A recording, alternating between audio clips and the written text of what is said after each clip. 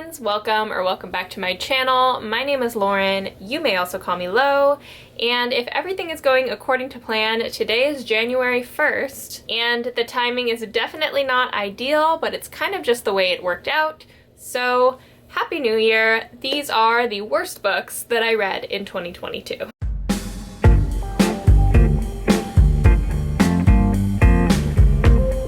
Quick disclaimer before I get started, there is definitely an audience for every single book. I believe that with all my heart. I am going to tell you about 10 books in this video that I did not enjoy. That is my opinion. I'm not saying that these are bad books and that people cannot enjoy them or that you won't enjoy them. I'm just giving you my opinions about the 10 worst books that I read this year. But again, that's all based on my personal enjoyment of these books. Like my best books video, I am going to be talking about these in chronological order of when I read them, so we're not doing like least bad to worst. We're not doing any kind of order like that. It's simply chronological, and these are all of the books that I gave 2 stars to throughout the year. First off, we have a book that I think, based on my Goodreads statistics for 2022, is also the least popular book that I read in 2022, which isn't to say that unpopular books aren't good or can't be good, because that would be an absolutely crazy thing to say. But this book I've heard of pretty much not at all on BookTube. I did hear about it first from Sydney, and she also ended up not liking it, so not a great track record. But she is the only other person I've ever heard talk about this book. And that book is Ruthie Fear by Maxim Loscutov. First of all, this cover is insanely gorgeous. It's so beautiful, and I mostly picked it up because of the cover. So it definitely has an eye-catching cover, but unfortunately for me, the contents didn't quite match. So this book is part Western, part horror, part magical realism. And it's one of those books that's hard to explain because truthfully, I don't think I really understood it. I found it disorienting and confusing, and at the end of the day, I don't really know what it was about. But I'm going to do my best. So we're following Ruthie, who is a young girl at the beginning of the book, like a child, and we follow her kind of as she grows into her early adulthood, and she lives with her father in rural Montana, and this book really has the air of macho, kind of misogynistic culture. So her father is kind of abusive and kind of terrible, and as a child, Ruthie sees this crazy monster in the forest. And she spends a lot of her days thinking about this monster, and then it's also about class struggle, and it's also about misogyny, and it's also about this looming natural disaster that's threatening her town, and periodically Ruthie sees this monster in the forest. And that's what it's about. It's a disjointed book. I found it very confusing. I found it very hard to follow, and I want to say fairly early on, maybe 30% on, I was pretty bored because I didn't know what was going on and I couldn't follow the story, and I pushed through it. I don't really know why I did that, but I pushed through it, I finished it, and truthfully, I don't recommend it. I didn't like it. Next up, we have one of the 2 books on this list that I still own. This one was a gift, which is why I haven't gotten rid of it. I probably won't for the foreseeable future. I like to hold on to things that people give me and books that people think I'll like, even if I didn't like them. In this case, I did not. This is Harlem Shuffle by Colson Whitehead. This, I believe, came out at the end of 2021 or towards the end of 2021, so it's a relatively new book. And honestly, I'm very sad that this book is on this list. This is the first Colson Whitehead book I have ever read, and Colson Whitehead is a very celebrated, acclaimed, beloved author, and I really wanted to love this book. I truly went into this expecting it to be amazing. And I probably will give Colson Whitehead another chance because I've heard from people who really love his books that this one just wasn't as good as the others, but boy was this a big old flop. So this book follows a man named Carney who lives in Harlem in the 1960s. Carney is a furniture salesman slash antique salesman, and he like strives to be this like upstanding man. However, his like sketchy cousin Freddie keeps showing up and bringing him things to sell that he clearly acquired illegally, and it's kind of about Carney struggling with these two like sides of himself. The part of him that's like an upstanding citizen and a father and all of these things, and the part of him that's like selling stolen goods. So I think my issue with this book was mostly, well, there were two things. The first thing is that it's marketed really, really, really badly. So this book is marketed as like a heisty, action-packed thriller type book. And I even was reading this earlier. It says, like right here on the tagline, a glorious, entertaining novel of heists, shakedowns, and rip-offs. Okay. This book is not a thriller. It is not an action-packed book. This is a very slow, very character-driven historical fiction book. If I had gone into it knowing that, I might have felt maybe a little bit different. But the other major issue I had with it is that I think there are 3 or 4, I think it's 3 parts in this book. And in each part, we follow Carney like several years removed from the previous part. And the story in each part doesn't necessarily connect to the other stories. There's no through plot line. And I feel like if you really, really care about Carney, then maybe you'd love this book. But I never became attached to Carney. Like, I never really felt anything for Carney, and I really just was like, why is nothing happening in this book? So that is Harlem Shuffle by Colson Whitehead. Again, I'm really, really sad I didn't love this book. If you didn't love this book and you loved other Colson Whitehead books, please let me know what books you did enjoy, because I would like to revisit Colson Whitehead, but unfortunately this was a super flop for me. Next is a book that I can safely say is a bad book. Like, I think this book is highly problematic.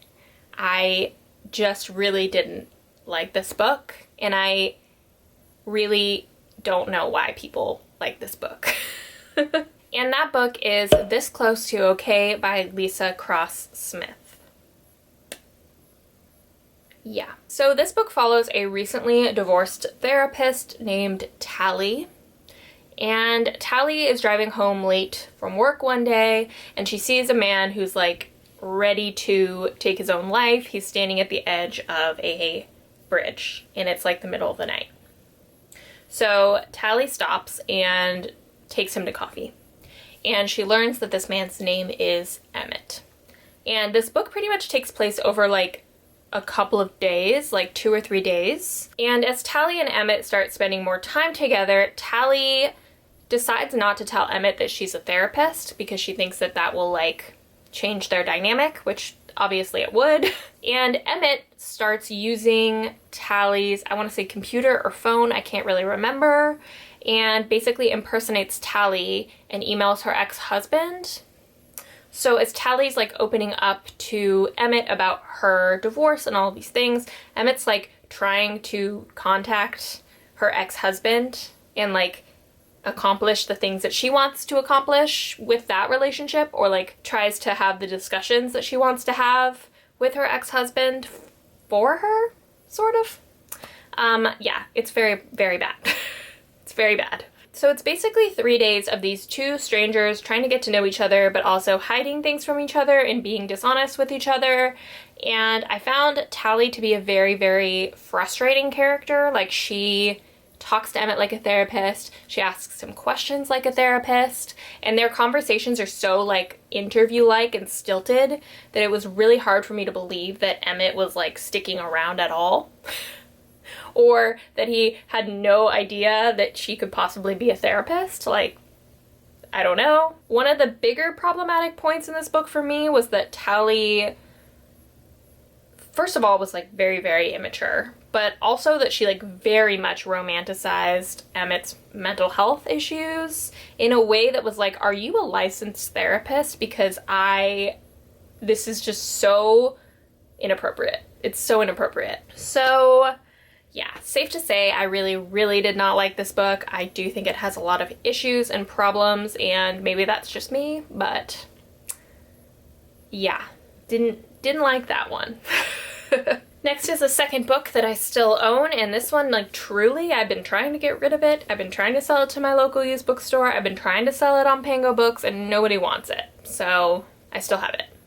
And that is Only Daughter by Anna Snoekstra. This is an adult thriller, and we are following our main character, who is unnamed. Like, we don't know her actual name the whole book. And she has recently been arrested. She's homeless. She, like, is in dire straits. Very, very much dire straits. So she decides to impersonate this girl who went missing at 16, 11 years prior. So quickly she starts to kind of inhabit this girl's life. Her name is Beck, and she starts living with Beck's parents and hanging out with Beck's friends and just like resuming Beck's life after having been missing for 11 years. And at the same time that she's impersonating Beck, she also is trying to like figure out what actually happened to Beck 11 years prior, because she starts to realize that something bad probably happened to Beck, and that whoever that is still around, and that person knows that she is not Beck, and that person could be after her. The main thing about this was that it was just very, very unrealistic for me. Like, I had a really, really hard time believing that everyone close to Beck believed that this random person was her. Even if they looked alike, I feel like it would be so easy to figure out that this person is not Beck. So easy. And she's also like dodging this detective who's trying to figure out what happened to her and is trying to bring whoever took her to justice in a way to me that was like, don't you think that this isn't her? Like, so there's that. I also found the plot twist really just absurd, like truly absurd. And there were also plot holes, like lots of plot holes in this book. Namely, like the entire concept of her taking this girl's place just made no sense to me, and I never was super into it because I always was like, really? So that's Only Daughter. As far as thrillers go, this one was pretty bad in my opinion, but I don't know, I guess if you love a good like stolen identity plot, maybe you'd like it. I think there's a lot of like suspension of disbelief involved in reading this story. Next is a book that I probably should never have read, and that is Home Before Dark by Riley Sager. Now, I read Lock Every Door a couple of years ago and I gave that 3 stars. I really just, it's not that I hated it, I found it like entertaining, but I found the end like so extremely ridiculous and disappointing. So that was a 3-star book for me, and I probably should have left things there, but people love Riley Sager and I was like, I have to give him another shot. So I picked up this book, and this book sounds amazing. Like, I'm going to explain the premise to you and you're gonna be like, I want to read that book because it's a good premise. So we've got this family who lives in this creepy old house, and Dad writes this memoir about all the spooky, creepy, haunted stuff that happens while his family is living in this house. This memoir goes on to be like a huge phenomenon. Like, everyone has read this book. It's one of the most popular books ever. Like, it's a big, big, big deal, and as a result, they make a lot of money, and Dad is famous, and the whole family, for that matter, is famous. So the book starts when the daughter in this family, who is now an adult, learns that her father has died and that she has inherited this house, this haunted house. She has spent her whole life kind of living in the shadow of this memoir. She believes that it was all untrue and that her father was lying and that all he wanted was like fame and money. And she's kind of lived her life like being that girl, like being the girl from this book who lived in this haunted house. And every time she introduces herself to people, they know who she is, and she just can't escape this book. So she goes to live in the house because she wants to like clean it up and sell it.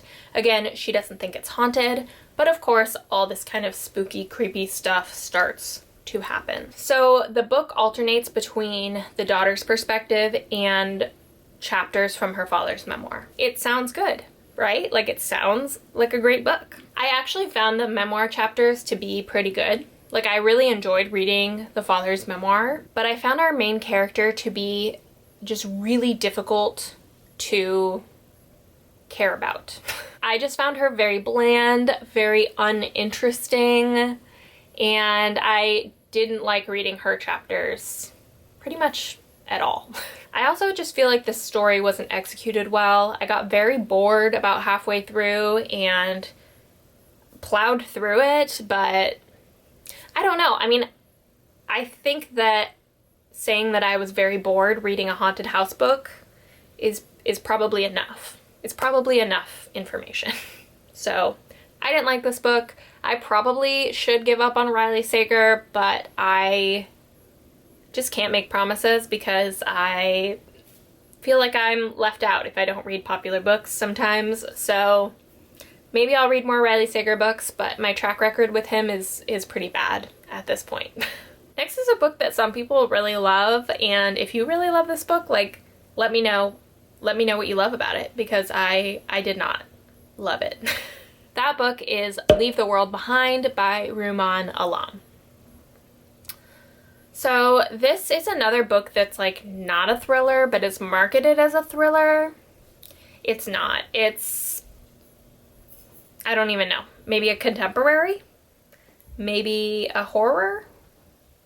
I don't know. But this book follows this family who rents a house in kind of a rural, sort of remote part of Long Island.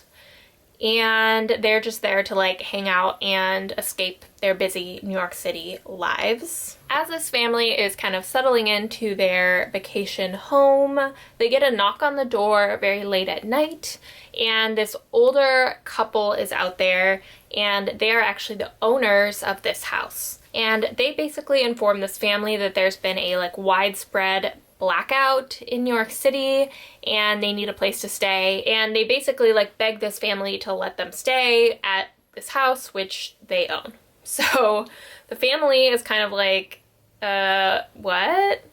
But they don't really have a choice. So this family of four and this couple are staying in this house together, and they can't like really corroborate the information that the couple is giving them because they don't have cell service in this remote area. And it becomes this thing where nobody like really trusts one another. It's all fine and interesting up to that point. Like the setup is fine, but then this book just dragged on and on and on, and nothing happened for a very long time.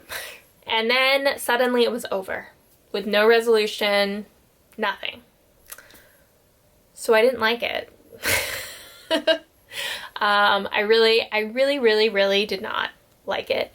I was bored. I was really bored, and I feel like this author had an idea for a setup for a book and then like did not know what to do after that, and just kind of wrote some stuff and made it a book-length book and then just ended it suddenly. Like I said earlier, some people really do love this book, so maybe I just didn't get it. Maybe it just wasn't for me, but I gave this 2 stars, and I wouldn't recommend it. I really wouldn't. Next is a book that I feel like I've talked a lot about on my channel because I did a full vlog dedicated to this book, and I also talked about it in my ranking thrillers video, but here we are again. So this is Stay Awake by Megan Golden. This was probably my biggest disappointment of the year. I'm not going to lie. I read The Night Swim last year and I absolutely loved it. And I was really excited to see that Megan Golden was coming out with another book.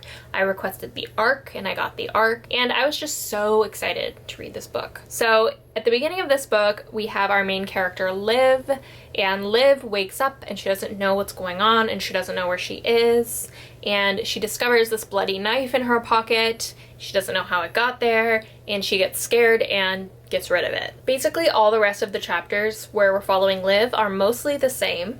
Liv wakes up, doesn't know where she is, doesn't know what's going on, and she keeps remembering like the last things that happened to her, which are like pretty distantly in the past. And we learn that she has this like crazy amnesia where she doesn't remember anything past this like one very traumatic event that happened. So every time she wakes up, she's like, I remember last time I was awake that this happened and that happened, but that wasn't the last time that she was awake. But every time she has the same thought process and the same things happen, and it gets very, very repetitive and kind of like monotonous. In between Liv's chapters, we have this detective's perspective, and this detective is trying to solve this murder, a stabbing, that Liv obviously is somehow connected to, but doesn't know that she's connected to. So it's sort of like a mystery, but it's mostly very boring and repetitive. If you watch my vlog, which you certainly don't have to, you can see me like really wanting to like this book. Like I really, really tried to like this book because I loved The Night Swim so much. Like I honestly am shocked that the same person wrote this book who wrote The Night Swim. But in my last clip, I think I said like, I really want to give this 3 stars, but I can't do it. I can't do it. So this was a 2-star. It was so disappointing. I just was so bummed about this one because I had such high expectations for it. Okay, so the next 2 books are kind of plotless books, so they're hard to explain, but I'm going to do my best. So the next one is Fiona and Jane by Jean Chen Ho. This book is not marketed well. It is marketed as this book about female friendship and this very deep friendship between these 2 women from childhood to adulthood. I was excited about that. I thought that this was going to be like a very, very good portrait of like female friendship, and I was excited to read that. I really was. But this book ended up being kind of a series of short stories rather than anything with a through plot. And it alternates between Fiona's chapters and Jane's chapters, but it's not about their friendship. Like, they are 2 people who became friends as children and then stopped talking for a very, very, very long time. And most of the book takes place in that time when they're not talking. And it does not focus on friendship. It focuses on each individual woman's relationships and sex life. And that is just not what I want to read. Like, that just, if I had known that this was a book about 2 women's relationship and dating lives, I would not have picked it up because that's just not very interesting to me, and I just don't know. I just don't know what the point of it was. And I just didn't care. Like, I didn't care at all about what was going on in this book, and truthfully, there wasn't like a through plot. It was just like this snippet of what happened to Jane, this snippet of what happened to Fiona, this snippet of what happened to Jane. It just wasn't doing a whole lot for me. Next is a book that's quite similar to that. It's another like short stories sort of book, and that is I Love You, But I've Chosen Darkness by Claire Vaye Watkins. So like I said, this is a book of short stories. The stories are mostly unrelated to one another, except that they all follow the same character. This character is a writer, and she has just given birth to a baby, and she is experiencing postpartum depression, so she decides to leave, abandon her husband and baby, and go traveling to Reno/Las Vegas, like Nevada, basically to escape her life. The short stories aren't really chronological. Some of them take place before this happened, some of them take place after this happened.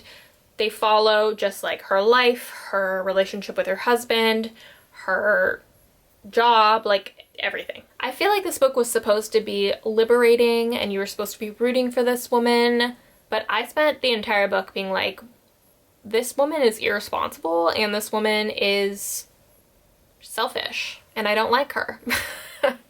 So yeah, I didn't like it. I also think that a really weird thing about this book is that the main character's name is Claire Watkins and the author's name is Claire Watkins, and it's obviously like semi-autobiographical, but I have no idea what is real and what is not, and I don't feel like the author painted herself in a very favorable light, and I truly just don't understand what the point of any of it was. I don't. Again, I feel like this is a case of like, I just didn't get this book, and other people who understood it might really love it, but I didn't get it. Last but not least is a book that I read pretty recently, and that is Chouette by Claire Oshetsky. This book in my wrap-up I gave 3 stars to, but the more I thought about it, I was like, I really didn't like this. Like, I really wanted to like this, but I didn't. But this one, unlike a lot of the others in this video, I do like understand what the point of it was. I just don't think I really related to what was going on. This is sort of magical realism meets horror meets literary fiction. And it is about this woman who becomes pregnant, and she is married, but she is convinced that this baby isn't her husband's and that it's actually a baby that she had with this owl that she met in a dream that she had. So that's weird, right? But I was kind of there for it. Like, she was like, this is an owl baby, this isn't a human baby, and you're just kind of like, this woman's losing her mind a little bit, but that's fine. This book is also narrated by Julia Whelan, who's one of my favorite audiobook narrators, and I usually end up liking things that she narrates because she's just so good at her job. And I do think that Julia Whelan's voice and narration like made me like this more than I would have had I read it with my eyes. But she basically has this baby. It is a weird baby. It is deformed. It is not healthy, and it is half owl. Like, you can imagine how terrifying that is. And basically the book is about her trying to like nurture and love this baby as best that she can, and her husband kind of like wanting to fix this baby and fix it surgically and help it like go through this behavioral therapy and like help Chouette, the baby, like become normal, while the mother is just like trying to love the child that she's been given. It's a book about motherhood. It's a book about the sheer love that mothers have for their children, and like, I understood that. It just was a weird book that was hard to appreciate while I was reading it. It's very graphic. Like, there's a lot of mom trying to feed her baby like mice, and her baby like killing animals and yeah, owl stuff. I don't know. So yeah, again, this was a case of, I think it's actually a good book. I think it's a book with a lot of meaning. I just think for me personally, at this point in my life, I am not a mother, and I just didn't really relate like I probably could have, and like others probably do. That is the last book on this list. So those are the 10 worst books that I read in 2022. If you loved any of these, I am so sorry. It is nothing personal. It's just books. So with that said, if you are new to my channel, please consider liking this video and subscribing. I put one bookish video out every week, sometimes two, if I can pull it off. If you're still here, thank you so much for being here. I always really appreciate it, and I will see you next time.